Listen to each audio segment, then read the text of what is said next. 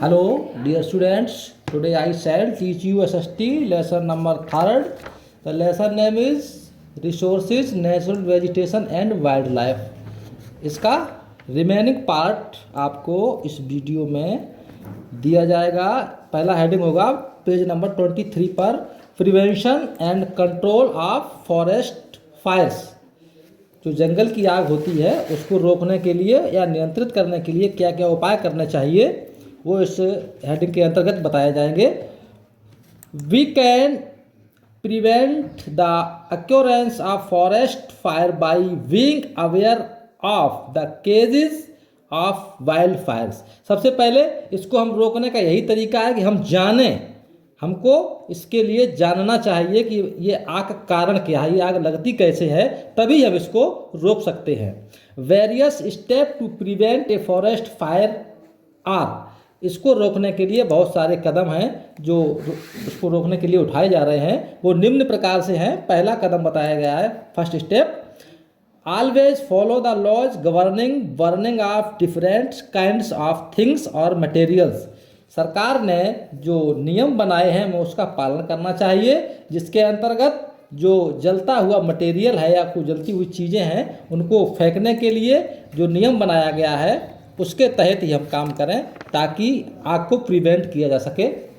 Second point, avoid burning garbage etcetera. जो garbage है, कूड़ा कचरा है, इसको हमें जलाने से अवॉइड करना चाहिए, नकारना चाहिए इसको। When strong winds are blowing as winds accelerate the and spread fire. जिस प्रकार से हम तेज हवा में कोई चीज़ को जला देते हैं, जलती चीज़ को फेंक देते हैं तो उससे आग और अधिक बढ़ जाती है और आग फैल जाती है। तो इस प्रकार की जो क्रिया है उसको हमें नहीं करना चाहिए।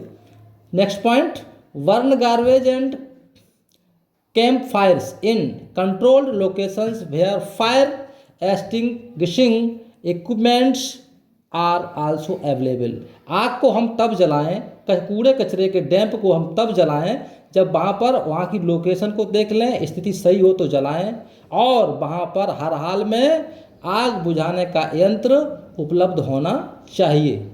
Next point, avoid burning highly combustible things. उन चीज़ों को जलाने से हमें बचना चाहिए जो अधिक ज्वलनशील होती हैं। Next point, educate public about how to prevent fire. लोगों को इसके प्रति जागरूक होना चाहिए कि आग हमें किस प्रकार से रोकी, आग को हम किस प्रकार से रोकें, इसके लिए पब्लिक में जागरूकता भी होनी चाहिए। Next point, authorities should place sensors. जो आधिकारिक लोग हैं उनको भी थोड़ा सेंसिटिव होना चाहिए एंड मॉनिटर फॉरेस्ट और जंगलों का निरीक्षण भी करना चाहिए to help in early detection of fire. अतिशीघ्र जंगल की आग को रोकने के लिए समय समय पर निरीक्षण करते रहना चाहिए ताकि आग को अंजाम न दिया जा सके या आग न लग सके। A lot of water and fire fighting chemicals are needed to extinguish the vast fire that spread rapidly. बहुत सारे पानी की आवश्यकता होती है और बहुत सारे आग बुझाने के यंत्रों की हमें आवश्यकता होती है। जब आग बहुत तेज़ी पकड़ती है तो बहुत बड़ी मशीनों की आवश्यकता हमें पड़ती है। Sometimes aerial spray of water is necessary. कभी कभी तो हमें ऊपर से पानी जो है छोड़ना पड़ता है, स्प्रे करना पड़ता है, तब आग बुझती है। People living near the forest have to be shifted to safe place. जो लोग हैं जो जंगलों के किनारे रहते हैं उनको भी हमें कहीं पे सुरक्षित स्थान पर शिफ्ट करना होगा। People living near the forest have to be, हमें सुरक्षित करना पड़ेगा उनको जो जंगलों के आसपास लोग रहते हैं, ताकि आग जब लगेगी तो वो भी जलेंगे, इसलिए सबसे पहले हमें उन्हें सुरक्षित करना पड़ेगा। Natural varies like reverse. जो प्राकृतिक स्रोत हैं जैसे नदियाँ, लेक्स, झीलें एंड राइज टॉप्स, और इनको ऊंचे स्थानों पर ले जाना पड़ेगा। Have to marked by fire fighters. जो कि फायर फाइटर्स मतलब आग बुझाने वाले लोग हैं, इन्होंने चिन्हित किया है, ऐसे स्थानों पे हमें लोगों को पहुंचाना पड़ेगा। ए tend to 20 meters wide belt of land is cleared of trees to form an artificial barrier to keep the forest fire at bay. 10 से 20 मीटर की दूरी हमें रखनी चाहिए। एक बाउंड्री बनानी होगी जहाँ पे आग लगी है उससे 20 मीटर दूर के इलाके को हमें सुरक्षित पहले करना होगा ताकि उस बाउंड्री को लांग के आगे वाले इलाके में आग न लग सके। To control a forest fire we must break the fire triangle of fuel, temperature and oxygen. To control a forest fire को कंट्रोल करने के लिए we must break the fire triangle, जो इसका तरीका है आग लगने का, फायर का जो ट्रायंगल है उसका जो ईंधन है, जैसे ईंधन के रूप में टेम्परेचर का काम होता है, तो टेम्परेचर को और ऑक्सीजन, दो चीज़ें अगर कम रहेंगी तो आग कम से कम लगती है। This can be done either by rubbing the fire off the fuel और by reducing its temperature and the supply of oxygen. Oxygen की सप्लाई कम कर दो तो आग कम हो जाएगी, टेम्परेचर अगर कम हो जाएगा तो सप्लाई कम हो जाएगी, या कभी कभी आग जो है रगड़ने से भी कम हो जाती, कोई चीज़ उसमें भारी चीज़ रगड़ दी जाती है तो भी आग कम हो जाती है। इस प्रकार से इसको रिड्यूस करने के लिए टेम्परेचर डाउन होना चाहिए एंड सप्लाई ऑफ ऑक्सीजन, और ऑक्सीजन की सप्लाई जब बंद हो जाएगी तो आग ऑटोमेटिक कम हो जाती है। ग्रासलैंड्स या घास के मैदान, the areas that receive lesser rainfall have grasses growing between trees. वे इलाके जिन इलाकों में कम वर्षा होती है उन इलाकों में पेड़ों के नीचे या बीच में घास उग जाती है। These areas with along and tall grasses covering wide stretches of land are called grasslands. इन इलाकों को हम ग्रासलैंड कहते हैं। ये ग्रासलैंड कैसे होते हैं? These are with long and tall grasses. ये घास बहुत लंबी होती है और बहुत ज़्यादा क्षेत्र में होती है और बहुत ज़्यादा इलाके को कवर किए हुए रहती है, जिसको हम ग्रासलैंड या घास का मैदान कहते हैं। Half the area of the world is covered by grasslands. पूरे विश्व का लगभग 1/2 भाग घास के मैदानों से घिरा हुआ है। The location and extent of grassland depend upon the rainfall of region receives. ये ग्रासलैंड का जो एरिया है या स्थिति है वो वहाँ उस रीजन में, उस क्षेत्र में वहाँ वर्षा कितनी होती है इस बात पर निर्भर करता है। Grasslands are broadly classified into 2 types. घास के मैदानों के प्रमुखतः 2 भागों में बांटा गया है। पहला है ट्रॉपिकल एंड टेम्परेट ग्रासलैंड।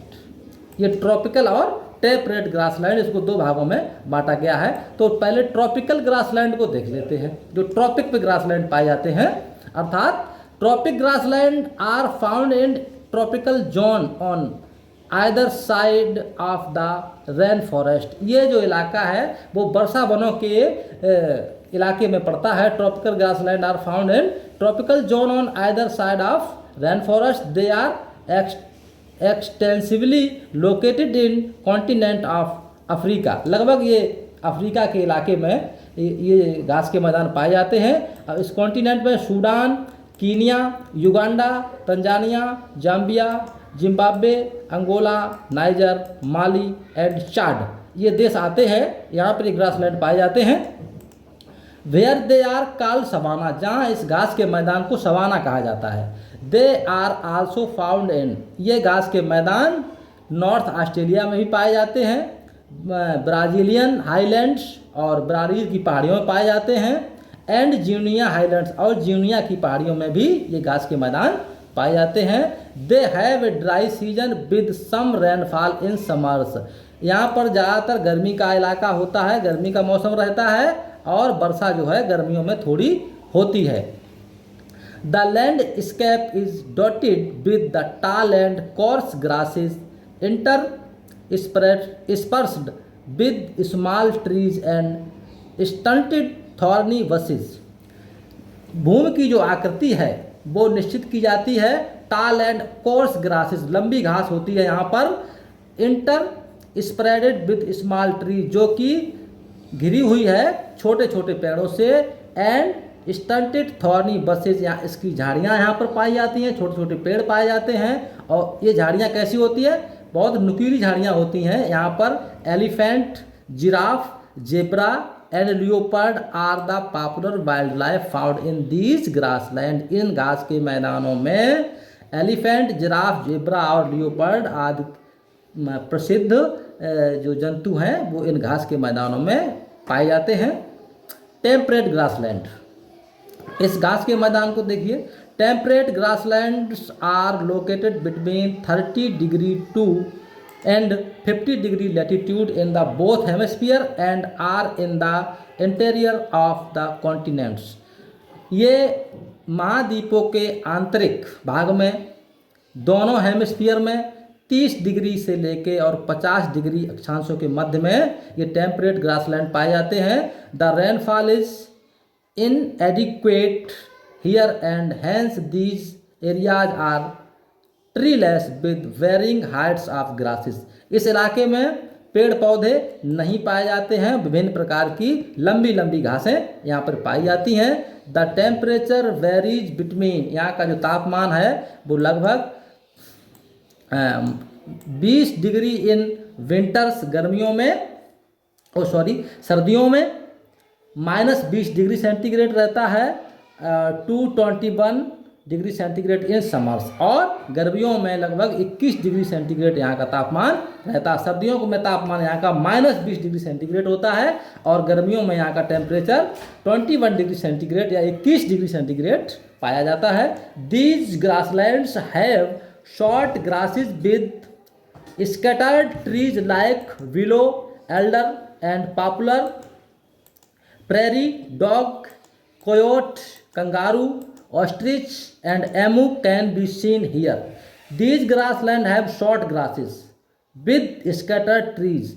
यहाँ की घास जो होती है छोटी छोटी होती है और बहुत कम संख्या में पेड़ पाए जाते हैं, जैसे विलो, एल्डर एंड पॉपुलर, ये पौधे यहाँ पर पाए जाते हैं। जानवरों में प्रेरी डॉग, कोयोट, कंगारू, शुतुरमुर्ग, एमू इत्यादि चिड़ियाँ भी यहाँ पर देखने को मिलती हैं। श्रब्स या झाड़ियाँ, in areas with very high and low temperature and less rainfall, वह इलाके जिनमें बहुत ही टेम्परेचर लो पाया जाता है और बहुत ही कम बरसात होती है। श्रब्स आर आल्सो फाउंड, यहाँ पर झाड़ियाँ भी पाई जाती हैं। Normally they grow in hot deserts, ज़्यादातर ये झाड़ियाँ जो शुष्क मरुस्थल हैं वहाँ पे पाई जाती हैं। एंड कोल्ड टुंड्रा रीजन्स, और जो सर्दी के इलाके हैं, टुंड्रा प्रदेश हैं, उन इलाकों में भी श्रब्स को पाया जाना आवश्यक होता है। यहाँ पर इस प्रकार से ये ठंडे और गर्म दोनों प्रकार के इलाकों में श्रब्स को उगा हुआ देखा जा सकता है।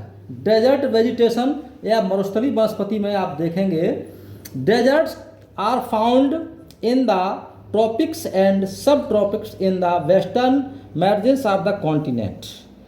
मरुस्थलीय जो वनस्पति है उसको आप ट्रॉपिक में, और जो कटिबंध है या उपकटिबंध है उनके जो पश्चिमी भाग में उसको आप देख सकते हैं इन महाद्वीपों में।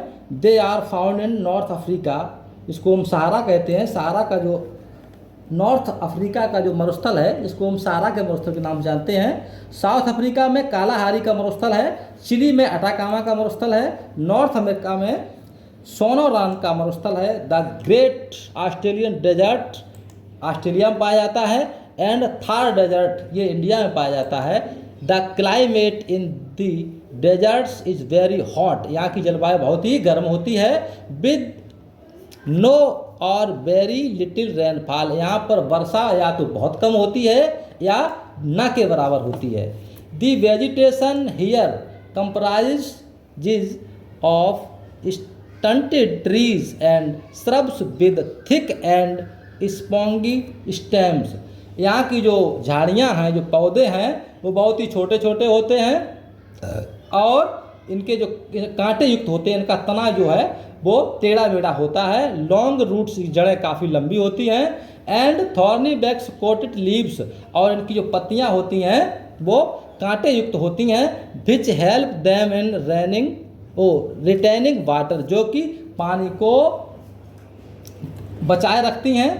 कैक्टस, कीकड़, बबूल trees, thorny bushes, coarse grass and date palm are the main vegetation of desert. Desert की वनस्पतियों में कैक्टस, कीकड़, बबूल के पेड़, कांटेदार झाड़ियाँ, लंबी लंबी घास और खजूर के पेड़, यही जो है यहाँ की मुख्य वनस्पति होती है डेजर्ट की। Cold desert are found in temperate region in Asia and South America. Asia में और साउथ अमेरिका में कोल्ड या शीत मरुस्थल पाए जाते हैं। दे इंक्लूड गोबी डेजर्ट, इसके अंतर्गत गोबी का मरुस्थल आता है। टाइबेटियन प्लेट्यू या तिब्बत का पठार आता है in Asia and Patagonian desert in South America, और साउथ अमेरिका में पैटागोनियन का मरुस्थल आता है। Cold deserts are mostly barren, जो शीत मरुस्थल होते हैं वो अधिकतर बंजर टाइप के होते हैं, यहाँ पर किसी प्रकार की वनस्पति नहीं उगती है। टुंड्रा वेजिटेशन, इसमें आप देखेंगे tundra regions are located to the north of the Arctic Circle in the northern hemisphere. Northern hemisphere में आर्कटिक सर्किल में इस प्रकार की वनस्पतियाँ टुंड्रा रीजन में पाई जाती हैं। And upper area of high mountains, और जो पहाड़ हैं उनके ऊंचे भागों पर भी टुंड्रा वेजिटेशन को देखा जा सकता है। These regions are extremely cold, इन इलाकों में विशेष सर्दी होती है। They are mainly found in Eurasia and North America, Eurasia में और उत्तरी अमेरिका में इस प्रकार का इलाका पाया जाता है।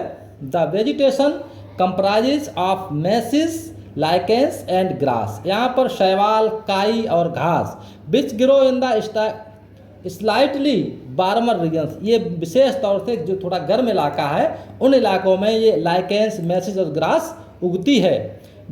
Birch, willow and A variety of flowers, ये पेड़ों के नाम हैं। बिर्च, विलो और कुछ फूलों की प्रजातियां भी आल्सो ग्रो हियर, यहाँ पर भी कुछ फूलों की प्रजातियां, विलो और बिर्च नाम के पेड़ यहाँ पे उगते हैं। पोलर बियर, ये जंतुओं के नाम हैं। ध्रुवीय भालू, walrus, caribou, silver fox and mink are the common species of animals found here. ये जो प्रजातियां बताई जा रही हैं, mink, silver fox, caribou, walrus और पोलर बियर, ये यहाँ पे जंतु पाए जाते हैं। ब्रेनस्टॉर्म में देखेंगे, why do you think forest are being cleared, identify the two types of vegetation, name 4 trees that grow in these areas. इसको आप स्वयं देखेंगे। अगला हेडिंग देखेंगे आप, natural vegetation is in India, भारत में प्राकृतिक वनस्पति। The natural vegetation of India varies depending on the climate of the different region. भारत में अलग अलग जगहों पर अलग अलग प्रकार की जलवायु पाई जाती है, उसी जलवायु के आधार पर यहाँ पर अलग प्रकार की वनस्पतियाँ भी पाई जाती हैं। By and large India experience tropical monsoon climate, यहाँ पर जो मानसूनी जलवायु पाई जाती है विद स्लाइट रीजनल वेरिएशंस, मतलब यहाँ पर विभिन्न प्रकार की विविधताएं हैं, तो विभिन्न प्रकार की जलवायु भी यहाँ पर पाई जाती है। ज़्यादातर इलाके में मानसूनी क्लाइमेट ही पाई जाती है। A large part of India receives adequate rainfall to support dense growth of forest. ज़्यादातर बड़े भूभाग पर भारत में एडिक्वेट रेनफॉल, इन सामान्य तरीके से वर्षा पाई जाती है जो कि support dense growth of forest, जो कि जंगलों के उगने में सहायता प्रदान करती है। नेचुरल वेजिटेशन इन इंडिया में एक चार्ट देख रहे होंगे आप, ये चार्ट दिया है, इसमें पहले टाइप दिया गया है, फिर रेनफॉल दी गई है, उसके बाद में लोकेशन दी गई है और वेजिटेशन दिया गया है, कौन सी वनस्पति। तो टाइप आप देखें, पहला देख लेते हैं हम। ट्रॉपिकल एवरग्रीन फॉरेस्ट, ये सदाबहारी वन है, कहाँ पाए जाते हैं, जहाँ पर 200 सेंटीमीटर के आसपास वर्षा होती है। इसकी लोकेशन क्या है, western Ghat, western coast, northern state, Andaman Nicobar, ये इलाके हैं जहाँ पे ये वनस्पतियाँ पाई जाती हैं। और इनके नाम हैं वनस्पतियों के, कॉमनली इम्पॉर्टेंट हार्डवुड ट्रीज, यहाँ पे कठोर लकड़ी वाली जो है पेड़ पाए जाते हैं, जिसमें महोगनी, शनकोना, वाइल्ड रबड़ एंड बैम्बू एंड रोजवुड आदि पाए जाते हैं। तो इस प्रकार से इसको आप पूरे चार्ट को देखेंगे और स्वयं इसको पढ़ेंगे। अगले पेज पे भी थोड़ा चार्ट में 2 पॉइंट दिए जा रहे हैं, इसको भी आप देखेंगे। और इसके बाद नीचे कंजर्वेशन ऑफ नेचुरल वेजिटेशन, जो प्राकृतिक वनस्पति है इसका संरक्षण किस प्रकार से किया जाए, हमें क्यों करना चाहिए, ये हम इस हेडिंग के अंतर्गत पढ़ेंगे। वी हैव ऑलरेडी लर्नड, जैसा कि हम पहले पढ़ चुके हैं, about the useful of forest, हमारे जो जंगल हैं वो हमारे लिए कितने उपयोगी हैं, इसके यूजफुलनेस के विषय में हम पीछे पढ़ चुके हैं। हम जानते हैं कि जंगल हमारे लिए बहुत ही ज़्यादा उपयोगी होते हैं। Unfortunately man is destroying them, दुर्भाग्यवश मनुष्य ने ही उसे डिस्ट्रॉइंग करने का प्रयास किया, उसको ध्वस्त करने का प्रयास किया है। For a number of reasons, जिसके बहुत सारे कारण हैं। किन्हीं कारणों के आधार पर मनुष्य के द्वारा ही जंगलों को क्षतिग्रस्त किया गया है। ट्रीज आर बर्न्ड, जैसे हमने पेड़ों को जलाया भी है, फेल काट के गिरा भी दिया है, एंड फॉरेस्ट आर क्लियर्ड, और जंगलों को साफ भी कर दिया है। टू मेक, बनाया है, लैंड अवेलेबल फॉर एग्रीकल्चर, हमने पेड़ों को जला के काट के जंगलों को साफ करके उस भूमि को कृषि के योग्य बनाने का भी काम किया है। इंडस्ट्रीज, उसमें फैक्ट्रियाँ को लगाने का काम किया है। एंड सेटलमेंट्स, और अपने अपने मकान बनाए, अधिवास बना लिए, सेटलमेंट किया है।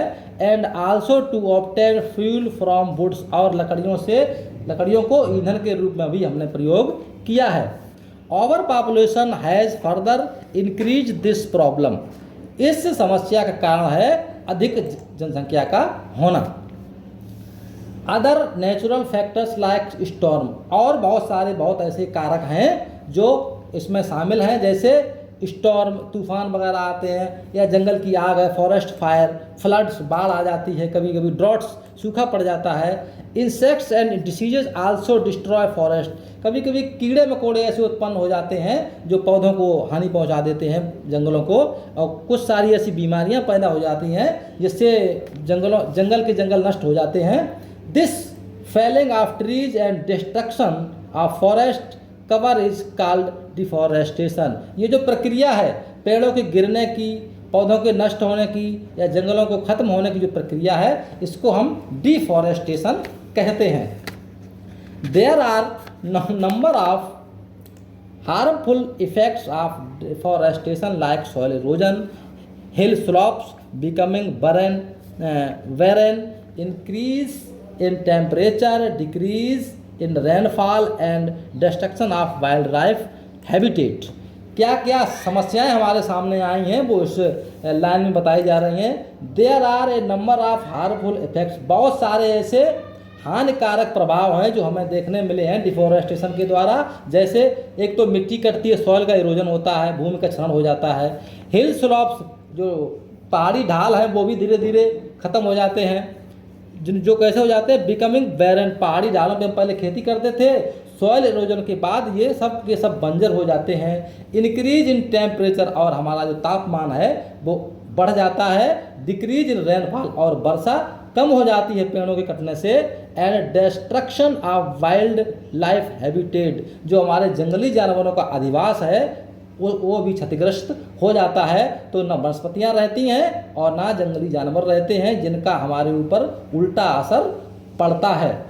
There is an urgent need to stop deforestation, ये हमारी बहुत ही अत्यावश्यकता हो गई है कि हमें डिफॉरेस्टेशन पर रोक लगानी चाहिए। And protect our natural environment, और अपने प्राकृतिक पर्यावरण को सुरक्षित रखना चाहिए। फ्रॉम एक्सप्लोइटेशन एंड डिस्ट्रक्शन, जो हम शोषण कर रहे हैं, जो नुकसान कर रहे हैं अपने एनवायरनमेंट का, इस पे हमें रोक लगानी चाहिए। From vegetation, protect our natural vegetation and exploitation and destruction हो गया। Let's learn about some steps that can be taken to stop deforestation. Let's run about, हमें कुछ सीखना पड़ेगा, कुछ कदमों को सीखना पड़ेगा जो उठाएंगे हम, जिसके कारण से डिफॉरेस्टेशन स्टॉप हो जाएगा, रुक जाएगा। वो कदम नीचे बताए जा रहे हैं, हमें क्या कदम उठाने चाहिए जिससे डिफॉरेस्टेशन कम हो जाए या पेड़ों की संख्या में वृद्धि हो जाए। तो पहला पॉइंट है, increase the area under forest cover by planting more trees और एफॉरेस्टेशन। अधिक पौधे लगाने की प्रक्रिया को एफॉरेस्टेशन कहते हैं। तो हमें किसी न किसी हाल में पेड़ पौधों को प्लांट करके, पेड़ पौधों को लगाकर इसके एरिया को बढ़ाना पड़ेगा, हमें बढ़ाना चाहिए, तभी हम एफॉरेस्टेशन के द्वारा ही इसको कवर कर सकते हैं। सेकेंड पॉइंट, डिक्लेयर कटिंग और destroying of trees and illegal activity with stringent punishment for people who destroy forest. Declare cutting or destroying of trees and illegal activity. पेड़ों को काटना, पेड़ों को क्षति पहुंचाना एक अवैध कानून या अवैध काम मान लिया जाए, ताकि काटने वाले को या पेड़ों को नुकसान पहुंचाने वाले को कठोर से कठोर दंड देने की प्रक्रिया उसमें शामिल हो, ताकि लोग डर के कारण पेड़ों को ना काटें। Next point, protect forest from forest fires. हमें किसी भी कीमत पर जंगल की आगों को रोकना चाहिए, ताकि उस आग से जंगलों का नुकसान न हो। Next point, discourage the practice of shifting cultivation. जो शिफ्टिंग कल्टीवेशन होता है, आज यहाँ खेती करना और कल वहाँ खेती करेंगे, तो उसमें भी आग लगाने का काम किया जाता है, तो शिफ्टिंग कल्टीवेशन को भी हमें रोकना चाहिए। Prevent over grazing by animals. जंगलों में जो अनियंत्रित तरीके से जानवर चरते हैं या लोग चलाते हैं, इस पर भी हमें रोक लगानी चाहिए, क्योंकि वो नए पौधे खा लेते हैं और मिट्टी का इरोजन भी होता है उससे, तो इस पर हमें रोक लगानी चाहिए।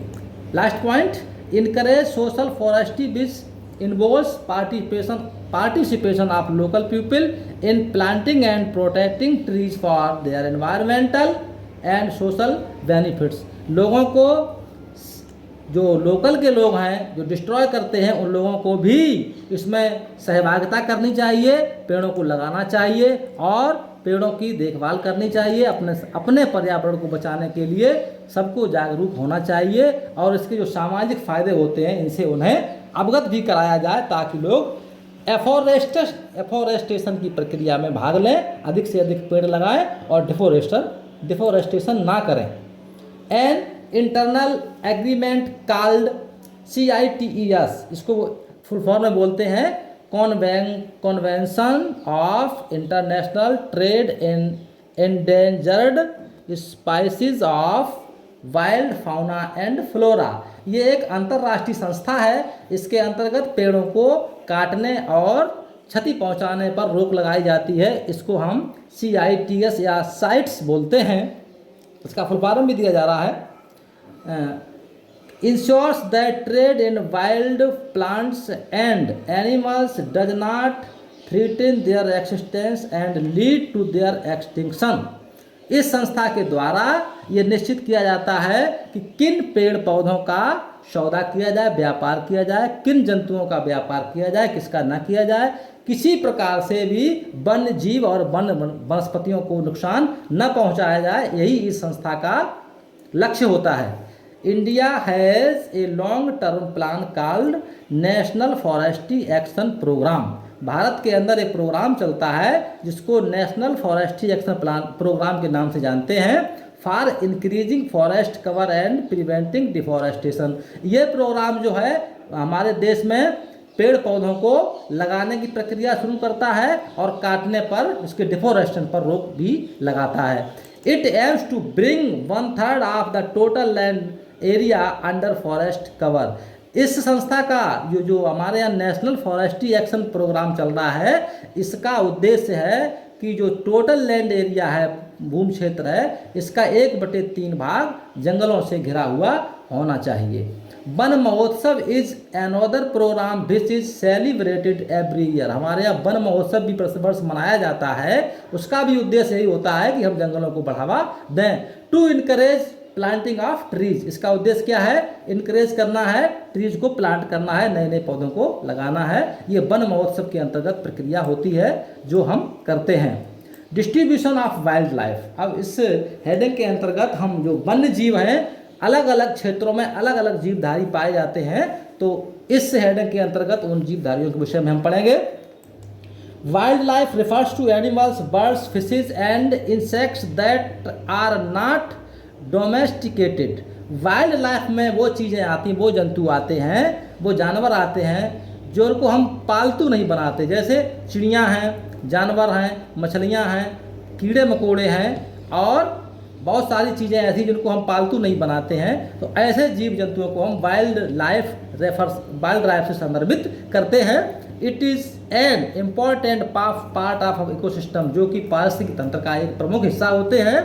And their existence is very important to maintain the balance of our environment. और ये चीज़ें, ये जो जानवर हैं या पौधे हैं, वो हमारा जो प्राकृतिक पर्यावरण है इसको मेंटेन या संतुलित करने में बहुत बड़ी भूमिका निभाते हैं। There are a million species of different animals, हमारे यहाँ विभिन्न जानवरों की लगभग 1 मिलियन प्रजातियाँ पाई जाती हैं। In the world that live in the natural habitat provided by forest. पूरे विश्व की ये बता रहे हैं, पूरे विश्व में 1 मिलियन प्रजातियाँ पाई जाती हैं जो कि जिन सब प्रजातियों को फॉरेस्ट में ही, जंगलों में ही अपना आदिवास प्रदान किया जाता है। ये मतलब जंतु जो है वो जंगलों में ही रहते हैं। ग्रासलैंड्स एंड डेजर्ट्स, कुछ जीवधारी जंगलों में रहते हैं, कुछ मरुस्थलों में रहते हैं, कुछ घास के मैदानों में रहते हैं। तो सारे 1 मिलियन जो प्रजातियां हैं वो सब ग्रासलैंड, डेजर्ट और फॉरेस्ट में ही पाई जाती हैं। The type of wild life in different regions depends on the types of natural vegetation. The types of wild, जो जीवों की प्रजातियां हैं, विभिन्न प्रकार के क्षेत्रों में अलग अलग प्रकार के जीव पाए जाते हैं, क्योंकि विभिन्न क्षेत्रों में अलग प्रकार की वनस्पति पाई जाती है। And climate of that region, और उस क्षेत्र में किस प्रकार की जलवायु है इस बात पर भी वहाँ की प्रजातियाँ निर्भर करती हैं। Similar species dwell in a particular type of climate and vegetation, hence every biome has its characteristics wildlife। ये समानता ये बात बताई जाती है कि species dwell in a particular type of climate, एक निश्चित क्षेत्र में निश्चित प्रकार की क्लाइमेट पाई जाती है और उस क्लाइमेट के आधार पर वहाँ की वनस्पतियाँ उगती हैं। इस प्रकार से एवरी बायोम, जो एक बायोम बनता है, हैज़ इट्स कैरेक्टरिस्टिक्स, इसके कुछ विशेष लक्षण होते हैं जिसमें कि वाइल्ड लाइफ पाई जाती है। अलग प्रकार की क्लाइमेट में अलग प्रकार की वनस्पतियाँ और अलग प्रकार के जीवधारी पाए जाते हैं। तो सबसे पहले अफ्रीका कॉन्टिनेंट की बात करते हैं, इसमें कौन कौन से जीवधारी पाए जाते हैं। Africa has a very wide variety of wild life, Africa में विभिन्न प्रकार की प्रजातियां जो जंतुओं की पाई जाती हैं। The tropical and equatorial forest of Africa, tropical और इक्वेटोरियल दोनों प्रकार के फॉरेस्ट अफ्रीका में पाए जाते हैं। Are home to a number of animal species, विभिन्न प्रकार की जीवधारियों का घर है, अर्थात अफ्रीका में विभिन्न प्रकार के जीवधारी पाए जाते हैं। इनके नाम हैं lions, tigers, leopards, monkeys, jaguars, apes, snakes, crocodiles, elephants, rhinos and hippos. ये जानवर अफ्रीका में सामान्य तरीके से पाए जाते हैं। Thousands of species of birds, और हजारों प्रकार की चिड़ियाँ भी अफ्रीका में पाई जाती हैं। एंड इंसेक्ट्स, और कीड़े मकोड़े पाए जाते हैं। Also live in these forest, ये कीड़े मकोड़े भी इनके जंगलों में, अफ्रीका के जंगलों में आसानी से रहते हैं और यहाँ पर पाए जाते हैं। The savannahs are mostly inhabited by grass eating animals, जो सवाना के जो घास के मैदान हैं वहाँ पर प्रमुख तरीके से वो जंतु पाए जाते हैं, जीवधारी पाए जाते हैं जो घास खाने वाले होते हैं, जैसे giraffe, zebra, deer and elephants. हाथी है, हिरन है, जेब्रा और जिराफ, इस प्रकार के जंतु वहाँ पे पाए जाते हैं जहाँ पे सवाना का इलाका है, घास के मैदान पाए जाते हैं। फ्लैश ईटिंग एनिमल्स, जो मांस का भक्षण करने वाले जंतु हैं, जैसे आपका शेर, लायन, टाइगर्स, चीते, leopard and also found here. इस प्रकार मांस खाने वाले जंतु भी इस इलाके में शेर, चीते और लियोपर्ड के रूप में पाए जाते हैं।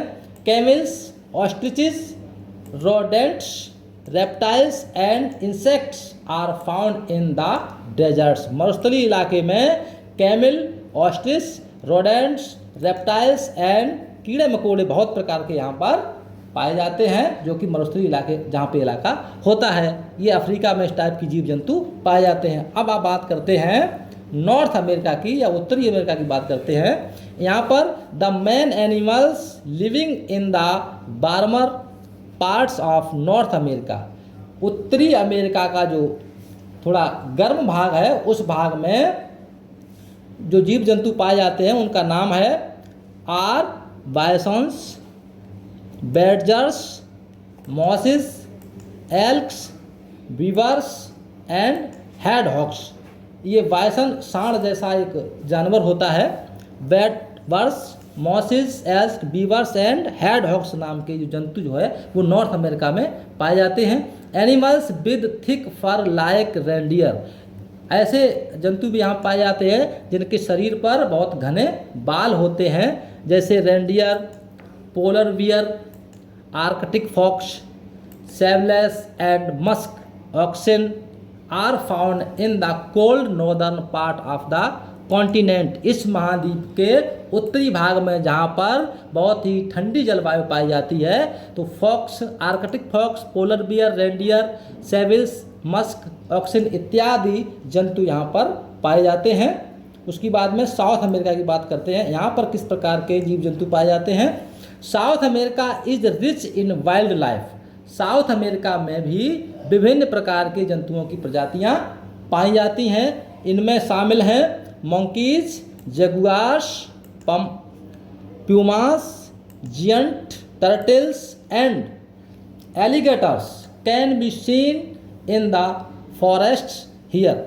यहाँ के साउथ अमेरिका के जंगलों में monkey, jaguars, pumas, giant turtles and alligators can be seen, इनको भी यहाँ पे आसानी से देखा जा सकता है, या ये जंतु यहाँ पर पाए जाते हैं।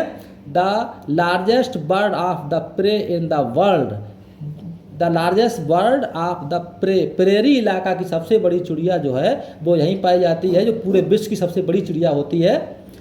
Condor and flightless birds like ostrich, condor और पंखों से रहित चिड़िया जिसको हम ऑस्ट्रिच कहते हैं, बिना उड़ने वाली चिड़िया हो, तो वो भी यहाँ पर सामान्य तरीके से पाई जाती है, कॉमन हियर।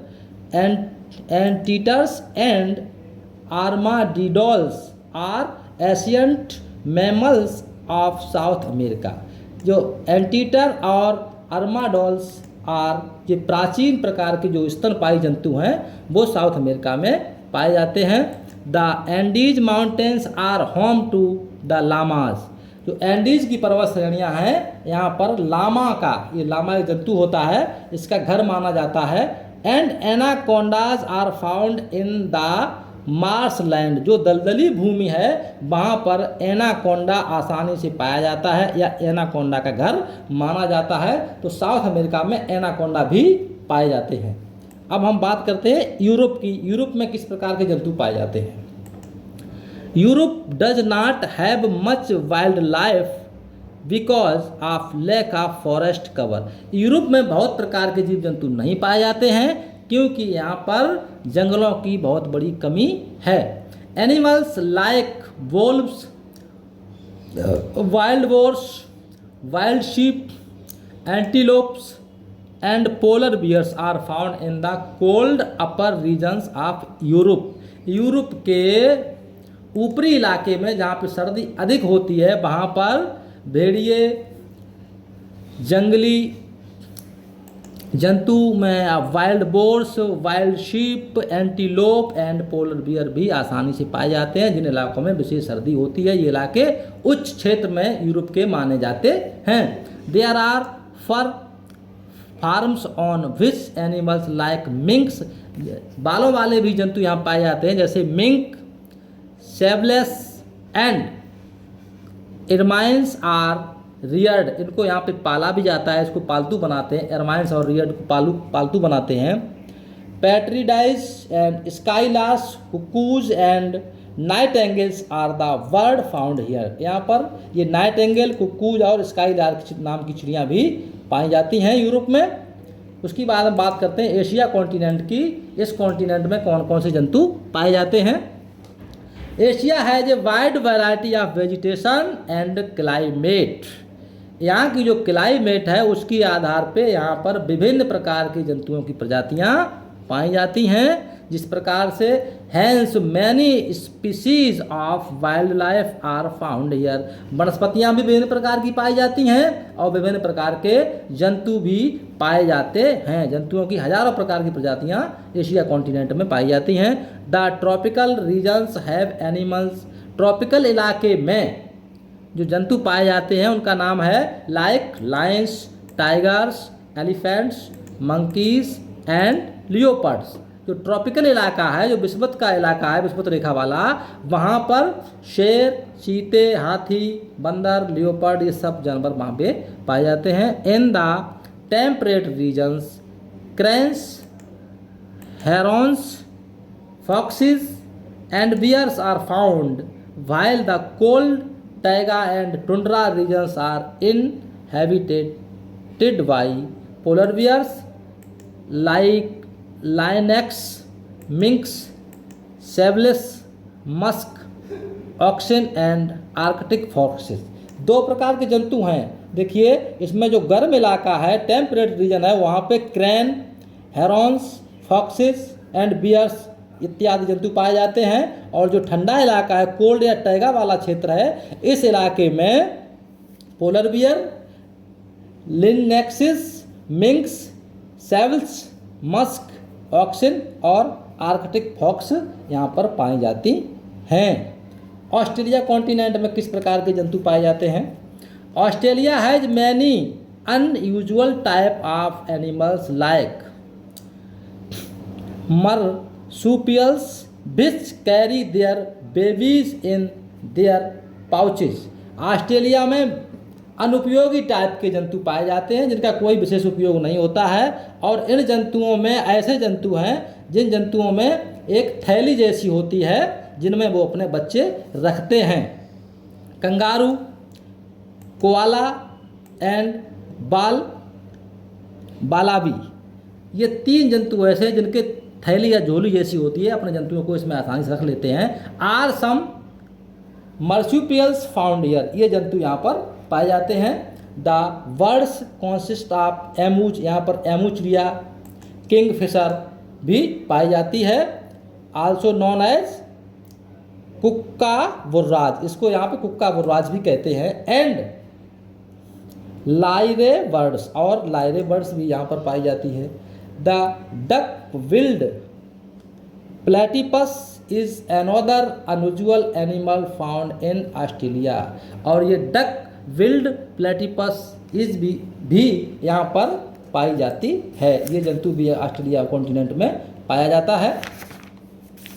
अंटार्कटिका, इस इलाके में कौन से जंतु पाए जाते हैं? अंटार्कटिका में Aldous Antarctica is snow bound, ये इलाका चूंकि बर्फ का इलाका होता है, बर्फ से घिरा हुआ इलाका होता है। Many animals and birds are found in regions where there is land and water, फिर भी कुछ इलाके ऐसे हैं जहाँ पर भूमि और पानी पाया जाता है, वहाँ पर कुछ चिड़ियाँ और जंतु पाए जाते हैं।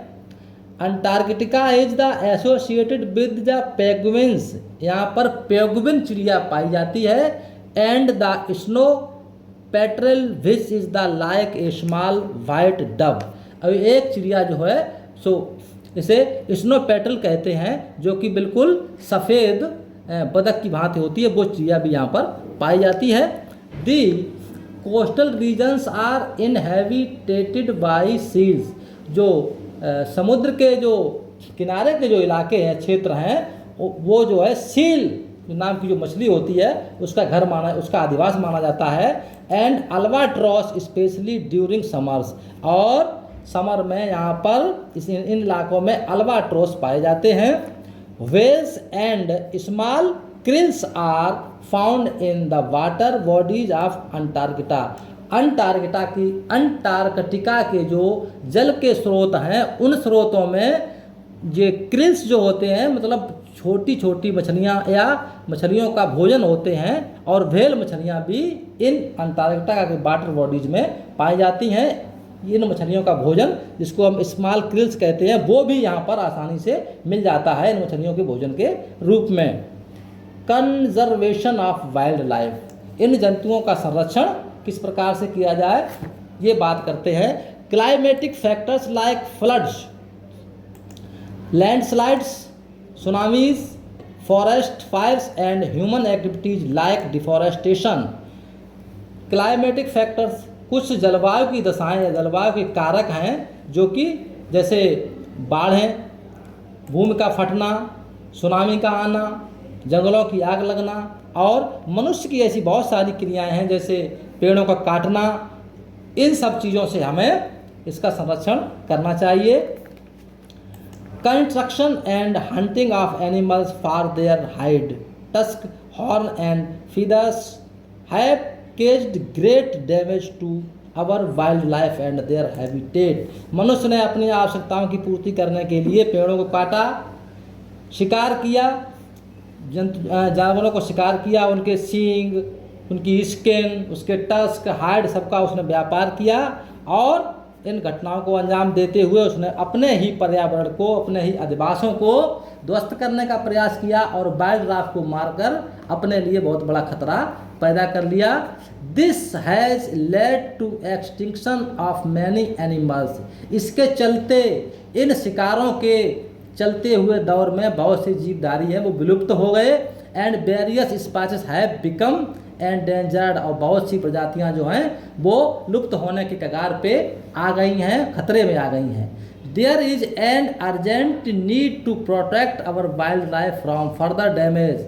हमें बहुत बड़े पैमाने पर इसको संरक्षित, जीव जंतुओं को सुरक्षित और संरक्षित रखने की आवश्यकता आ गई है। इसको हानि से हमें बचाना होगा। A number of ways can help to us to do this. ये कुछ नीचे पॉइंट दिए जा रहे हैं, इन पॉइंटों के माध्यम से आपको बताया जाएगा कि हमें क्या करना चाहिए। तो कनेक्ट टू ज्योग्राफी में देखते हैं आप, as per the 2010 census there are only 1706 tiger left in India. एक जो गणना हुई है सन 2010 में, उसके आधार पर ये पाया गया है कि पूरे भारतवर्ष में केवल 1706 हमारे यहाँ शेर, टाइगर्स केवल बचे हुए हैं, चीते बाकी सब विलुप्त हो गए हैं। तो पहले पॉइंट में आप पढ़ेंगे कंजर्वेशन ऑफ वाइल्ड लाइफ में कि हमें क्या करना चाहिए। Strict laws should be passed. हमें बहुत कठोर कानून पास करने होंगे against hunting of animals and killing of birds. जो लोग चिड़ियों को मारते हैं, जो लोग जंतुओं को मारते हैं, जंतुओं का अवैध रूप से शिकार करते हैं, इन लोगों के विरुद्ध हमें बहुत ही कठोर कानून बनाने होंगे। Second point, trading in animals products like hide, skin, tusk, horse and feathers should be declared illegal. जो लोग जंतुओं को मार के उनके जो अवशेष हैं, जंतुओं के अंग हैं, उनका व्यापार करते हैं, जैसे सींग बेचते हैं, त्वचा बेचते हैं, या उसके हाइड, स्किन, किसी को भी व्यापार करते हैं, तो इस पर भी हमें रोक लगानी चाहिए और इस काम को हमें अवैध कानून इसके संबंध में बनाना चाहिए। इस कार्य को अवैध घोषित करके इस पर हमें रोक लगानी चाहिए। Next point, awareness amongst people to conserve forest and wildlife should be increase. लोगों के अंदर हमें जागरूकता बढ़ानी होगी ताकि वो समझें कि हमें अपने जंगलों को बचाना चाहिए। लोगों को हमें जागरूक करना होगा। Next point, school children should be encourage to participate in programs related to conservation of wild life.